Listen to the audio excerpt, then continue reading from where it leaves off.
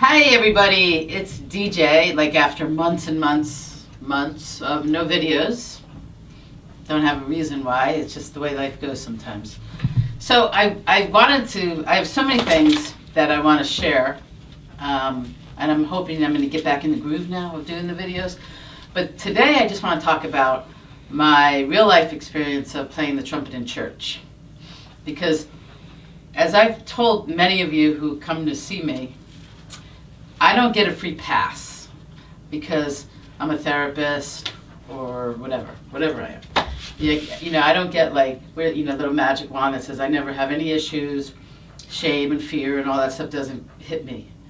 The reality is all that stuff hits me, and I practice the same tools, all the tools that I teach you guys, new tools that I'm always thinking about, because remember, when you use a tool, maybe that's the right tool in the moment. And maybe we need to pay attention and be curious to say, that's not quite it. Then how do I tweak that tool or get a brand new tool, right? Which is only in a present moment experience. So one of the things I practice is that word saying yes. Now, when I first started playing duets with this guy from church, Rich, it was just practicing duets. I didn't know where it was going. And just that in itself brought up a lot of issues for me, because as much as I like playing, I have like a shortcoming in playing and keeping time and paying attention to how I'm playing. It's too much, like my mind doesn't work that way. So it's always a challenge in how I can stay connected to myself, to playing, to being in relationship with Rich. Is constant, it's a lot of work for me, it's constant work for me. And because it brings up I must be stupid if I can't do this. I'm not good enough. Shame-based thoughts and behaviors. And so I have to manage that the same way I want you guys to manage that. I have to be able to talk about it. I have to recognize it. But most important, that window of tolerance that I talk about, when we're here, there's not a lot of room to manage anything. I could be here and get triggered. I'm gone.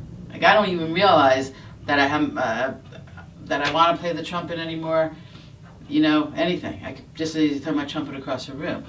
When I'm here, wider window tolerance, then I can say, yes, I want to do this, and I can ride these waves. I can be aware, wow, that was really uncomfortable. How can I speak differently when I'm trying to set boundaries, or when there's a problem and Rich is like, it must be me that's wrong. How do I stay connected to myself, to the relationship to Rich, to be able to navigate through that, right? So wider window tolerance allows for so many more possibilities, and you build that window of tolerance by practicing the tools. So I say yes to things because I can do that with a wide window of tolerance, but I do it because, as I've said before to people, if you're not actively working to expand your comfort zone, right, in life, if you're not actively trying to expand that, it gradually closes in. And I realize that with myself. So I will a lot of times say yes, because I'm aware that my stuff gets in the way and I just want to stop, and I could shrink up and I'm going to go hide behind the chair, and I'll be back in a few minutes, right? I have to work to be here. So I say yes. I challenge myself. If I have a narrow window of tolerance, I can't challenge myself because I would just be hijacked and I'll never want to do anything again. So I practice widening, staying present, connected, curious, being the creator of my life, so on and so forth. Fast forward, after playing duets for a few months, Rich says, I think I could talk to the musical director and we can play in church. Now, I've played the trumpet for a lot of years. And I have played in church. I've played at family funerals. I played at a family wedding. Relatively safe, for the most part. I play in a band with 10 other trumpets and 70 other people. I'm not exactly exposed. If I stop playing, I'm not sure anybody would notice. Playing in church, just me and Rich standing in front of the congregation, there's nowhere to hide. And I have a past experience of playing. I was going to play Amazing Grace after Sandy Hook, and something happened in my spit valve, and I went to blow the trumpet, and it was like, "Wah!"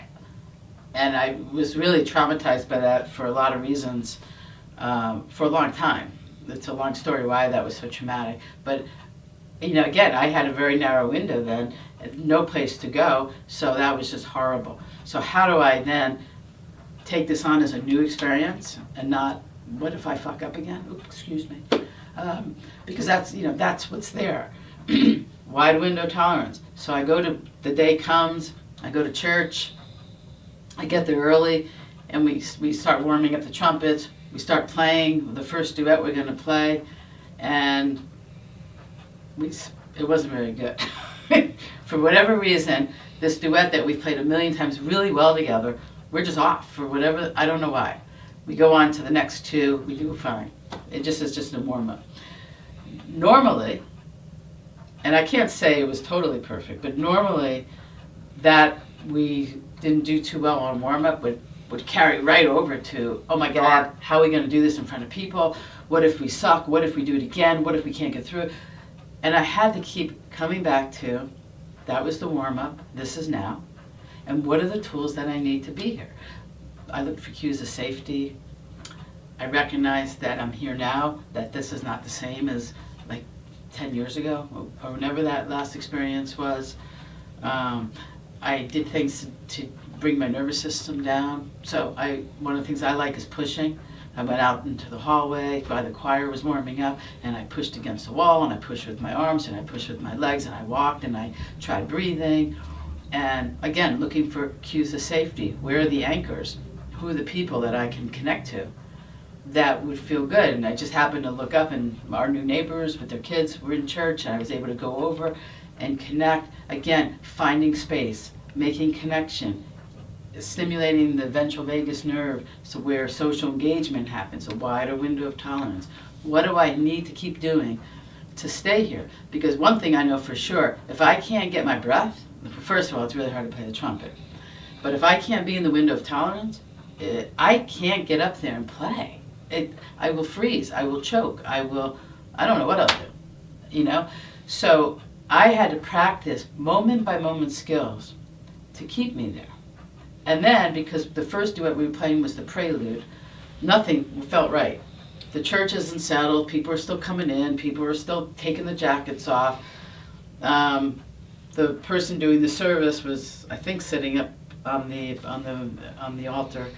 But Rich, who I'm playing the trumpet with, is nowhere to be seen. And the music director is like, you guys got to start playing. And I'm like, oh my God, how are we going to play? Finally, Rich comes running in. Next thing you know, we're picking up our trumpets and we're playing. And talk about unsettled. We started off okay, and then I don't know where he was. I don't think he knew where I was. It was off. And I remember this point where I was like, I could feel myself, like I just stopped playing. I could feel myself saying, what do I do now? Do I quit? Do I stop? Do I just let him finish a duet by himself? And I was so aware I could have those be there, and at the same time I could stay connected. That staying connected is huge. You gotta stay connected to yourself or you risk getting hijacked. So while I could be aware that this was happening over here, I still knew, here I am standing at church, I have my trumpet, I hear Rich, I have a sort of idea where he is in the music, and then I decide I'm just jumping in. So I jumped in, with whatever. I was going to try singing it, but I don't even remember what it is now. And then Rich somehow connected to where I am, and we played the last three bars, those lines of music together, and ended together. And then people go, yeah, like this, because it's all good. After, I could have just had an internal meltdown. I could, DJ years ago, I don't know what I would have done.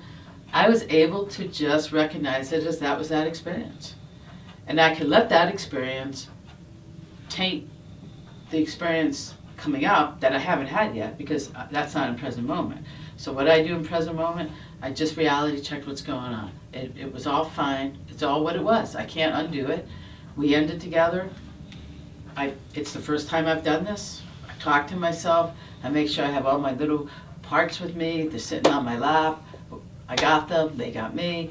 I'm pushing. I'm breathing. I'm focusing. What can I focus on in church? I love to sing in church. Focusing it. I start to sing the hymn. Then I realize, wow, I don't feel like I'm in that. What else can I do? Oh, so let me squeeze the hymn book. Okay.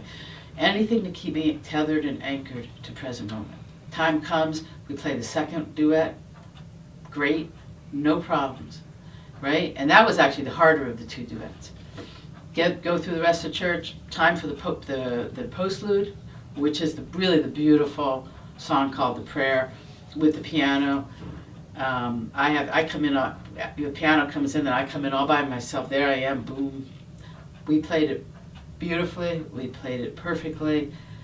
Got nice applause after, and when I was done, what I noticed is I didn't need to seek validation from anybody. I didn't need, oh, how was that? I didn't have to criticize my what I did. Well, did you notice I was out of key there? Whatever. I was able just to be fully and wholly in the experience, in connection to myself, making beautiful music, holding the space that in that moment I did the best I could do, and it was okay. And I did not go home and reprocess this and think about the first duet, which I would have done forever, years ago.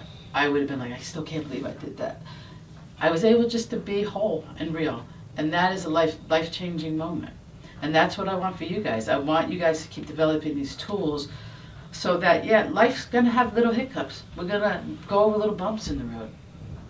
But if you have a wide window of tolerance, if you have this ability to stay connected to yourself in the present moment, you can still be in the all that life offers. That's what I want for you. So, got any questions, call me, talk to me, but find your peace, find your place. Love you guys. And I may be back soon, I promise. Take good care. Bye-bye.